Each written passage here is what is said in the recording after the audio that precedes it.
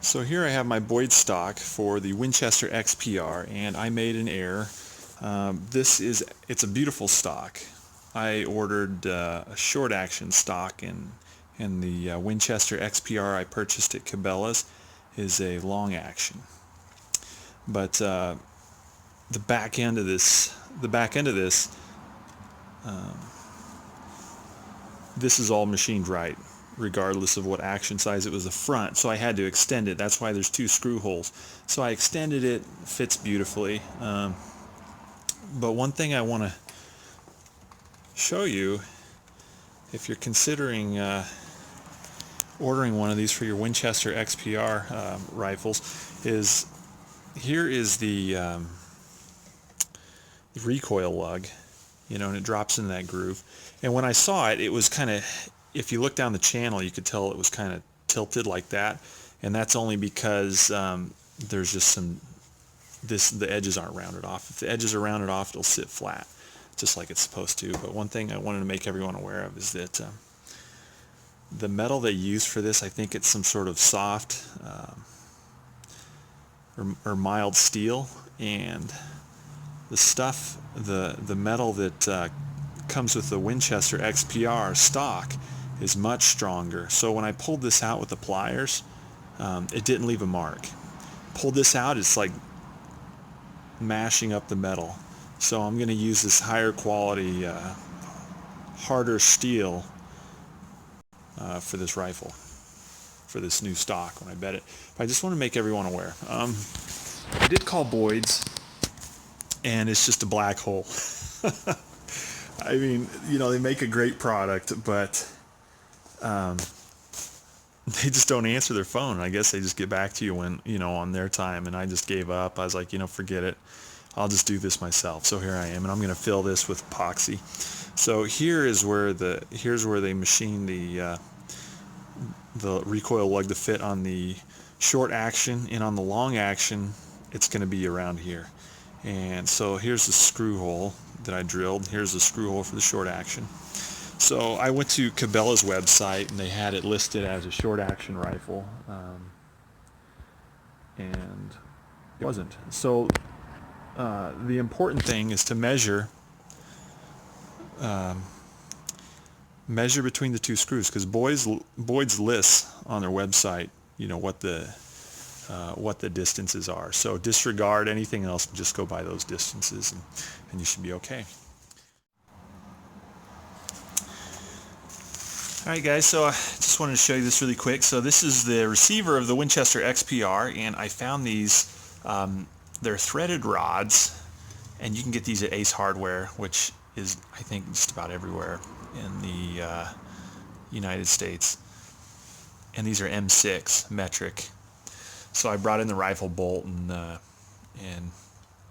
this piece, and it's an M6. So found those, and then I found an aluminum rod. I went to Lowe's, looking for a hollow metal rod that I could insert to kind of pillar bed, and they didn't have anything. I mean, they had something. It was big. It was a steel piece, but it was also very wide inner diameter. But I went to Ace, and I found this is only like $2. I can zoom in on that. 9/32 piece of aluminum rod, and it fits perfectly in the factory holes. So it fits perfectly in there. So I drilled out this one, and and it fits in there. And so here's the bolt from the rifle, and it fits right in there. So I'm going to use that. One thing I want to show you guys is, if you made the same mistake I did and you got a short action rifle and you try to convert it to a long action, there's these, this is a Boyd stock. He puts these reinforcing screws on the side here, and then I don't know if he epoxies those in or what, but I took out like half that screw. You can kind of see the silver in there, drilling down, but that shouldn't be a problem, and this will be very strong once the epoxy sets in. Alright guys, I just bedded the Winchester XPR in Brownells Acroglass, and it's just going to set up. I'm going to bring a heater in here, bring the temperature up to 80 or 90, and let that cure for 24 hours or whatever they recommend. Yeah, and there's some kids' toys there propping this thing up. And yes, this is my laundry room, and my wife is not home. So one thing about this gun is that it uses a barrel nut. So I was sure to get in there and shove some modeling clay in those little recesses, because I was afraid we'd have a mechanical lock and I wouldn't be able to get this out if I didn't do that. I mean, there's some very small things like that on this rifle. I went kind of light on the back end here and heavy up front. But yeah, we'll see how it turns out.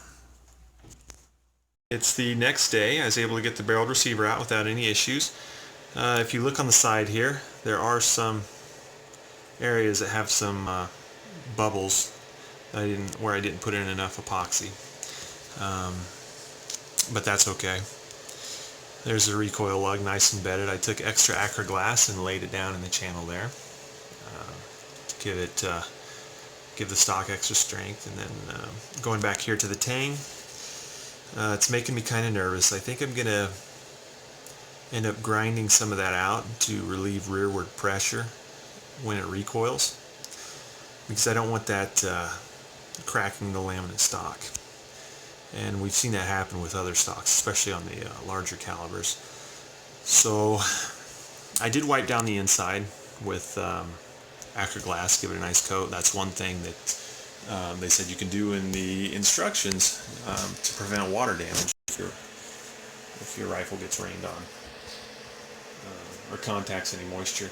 I didn't do anything up here because I might want to remove that later and I'd be hating myself. I want to put a bipod or something on there. So there it is. The barrel sits beautifully in there. Very nice tight fit. It just snaps in. Here's something I want to show you guys. This screw and this screw are stock.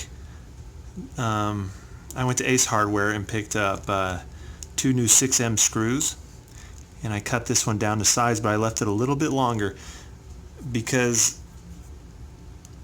this screw is just barely hanging on to the receiver. I mean, it just had like 2 threads in there, so I could only get 2 turns out of that when tightening it with the Allen key.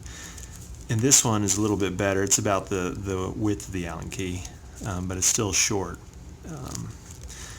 And the holes threaded into the receiver go all the way through. So if you get a screw that's too long, it's going to interfere with the bolt operation. So I assume that Winchester kind of erred on the side of caution and went with something too short rather than, you know, having minor differences and having something too long. I don't know, but still, this is just hanging on by its fingernails. So I decided to go with something bigger, and it fits well. All right, here it is, the Winchester XPR, all assembled and bedded in a Boyds stock. Next step is take it to the range and get it sighted in. Get the scope on there. There are a few things that I'm not really fond of. Well, 2 really. Like I said before, it's a good stock, a beautiful stock, but if you look right here, there's a little bit of a space here. But that's just one of those things that's like, who cares? Also, you know, they have variations in their wood. It's like, I don't mind straw color here and there, but why does it have to be there? Anyways, that's just luck of the draw, I guess. Hopefully this performs. Hopefully it's tight and doesn't give me any problems. And that's that. So thanks for watching.